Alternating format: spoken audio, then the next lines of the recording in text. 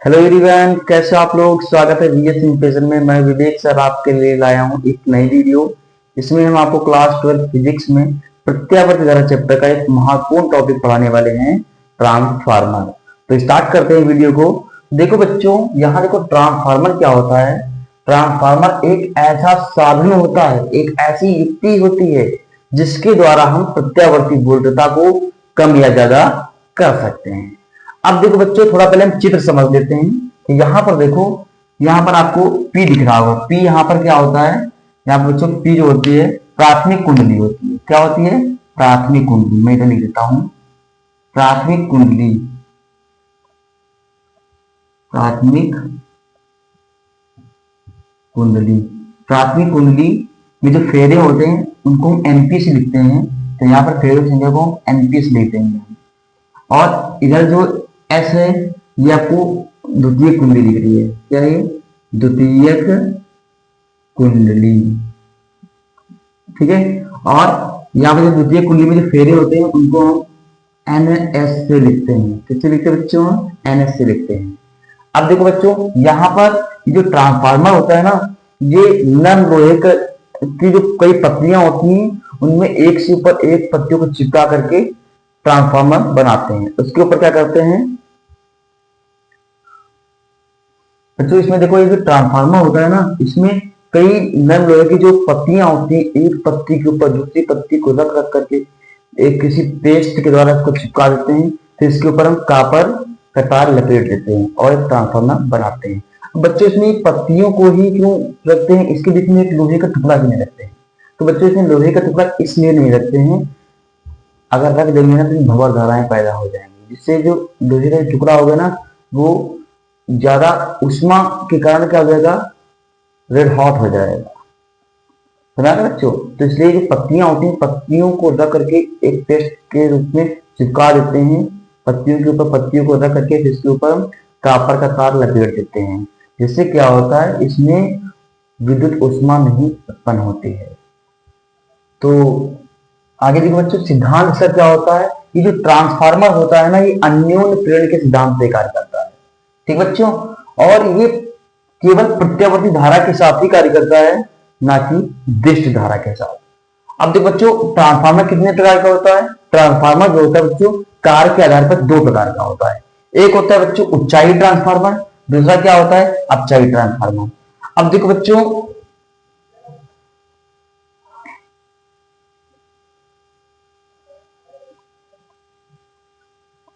ऊंचाई ट्रांसफार्मर में क्या होता है? फेरों की संख्या क्या होती है? ज्यादा होती है। कौन से बच्चों फेरों की संख्या?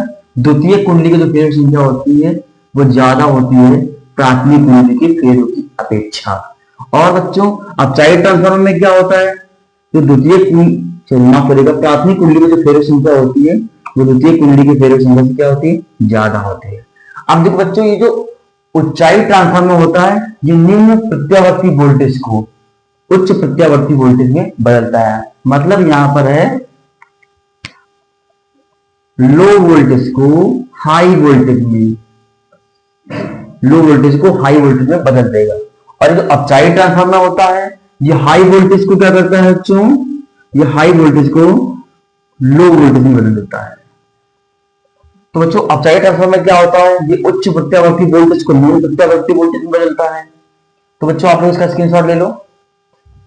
तो बच्चों, आप लोगों ने स्क्रीनशॉट ले लिया होगा। अब आप लोग इसकी संरचना देखो। तो देखो बच्चों, इसमें क्या होता है, नर लोहे की पत्तियों को एक के ऊपर एक पत्ती को रख करके किसी पेस्ट के द्वारा चिपका देते हैं। ठीक है, जिससे उसके बाद से पटलिक कोड बन जाता है। पटलिक कोड जब बन जाएगा उसके ऊपर हम कापर का तार लपेट देते हैं और दो कुंडलियों को बाहर करते हैं। एक कुंडली को बोलते हैं प्राथमिक कुंडली, दूसरी कुंडली को क्या बोलते हैं? द्वितीय कुंडली बोलते हैं। प्राथमिक कुंडली को प्रत्यावर्ती धारा स्रोत से जोड़ देते हैं और द्वितीय कुंडली से धारा निकलती है। ठीक है, तो देखो वही बच्चे यहाँ लिखा है, इसमें नर लोहे की पत्तियों को एक के ऊपर एक पत्ती को रख करके पेस्ट से चिपका करके पतली क्रोध बना देते हैं तथा तांबे के तार को लपेट करके दो अलग अलग कुंडलियां बनाते हैं। तो वही बच्चों आपको दिख रहा होगा चित्र में। ये देखो, ये क्या है? प्राथमिक कुंडली। ये क्या है बच्चों? द्वितीय कुंडली आपको दिख रही होगी। प्राथमिक कुंडली को प्रत्यावर्ती वोल्टता स्रोत से जोड़ देते हैं। ये बच्चों आपको जो दिख रहा है यहाँ पर, ये प्रत्यावर्ती वोल्ट का स्रोत है। तो बच्चों इसकी कार्यविधि लिख लीजिएगा। क्या बच्चों इसकी कार्यविधि होती है, जब हम प्राथमिक कुंडली को प्रत्यावर्ती धारा स्रोत से जोड़ते हैं तो इसमें धारा प्रवाहित होने लगती है, जिसके कारण प्राथमिक कुंडली की चुंबकीय फ्लक्स में परिवर्तन होता है, जिसकी वजह से द्वितीय कुंडली के में भी चुंबकीय फ्लक्स में परिवर्तन होता है और उसमें विद्युत वाहक बल उत्पन्न हो जाता है, जिसकी वजह से द्वितीय कुंडली में धारा उत्पन्न हो जाती है। तो बच्चों आप लोग ये कार्यविधि लिख लीजिएगा। ठीक है बच्चों, अब आप लोग देखिए इसका सूत्र। फैराडे के नियम से, फैराडे के नियम से देखो बच्चों, फैराडे के नियम से यहां लीजिए हम प्राथमिक कुंडली में विद्युत वाहक बल क्या होगा, EP equal to minus NP del phi upon del t. इसको बच्चों हम समीकरण बना लेंगे। उसके बाद लिखेंगे बच्चों द्वितीयक कुंडली में विद्युत वाहक बल, इसको बच्चों लेंगे हम E S equal to N S del phi by del t. इसको बच्चों बना लेंगे हम समीकरण नंबर 2।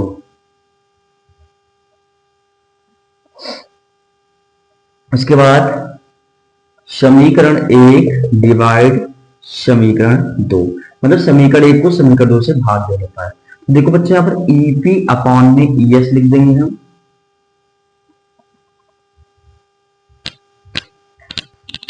प्यास लगी थी बोलते, ईपी अपॉन में ईएस लिख देंगे। यहां देखो ईपी का मान क्या बच्चों है, एनपी डेल फाई बाई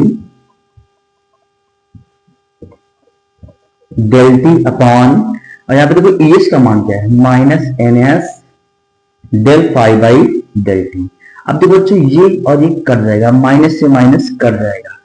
अब देखो बच्चों यहां पर ये जो ईपी लिखा है, ईपी अपॉन में क्या है, F equal to NP upon NS.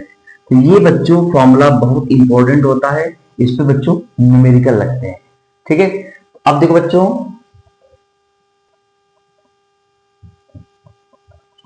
Adarsh transformer के लिए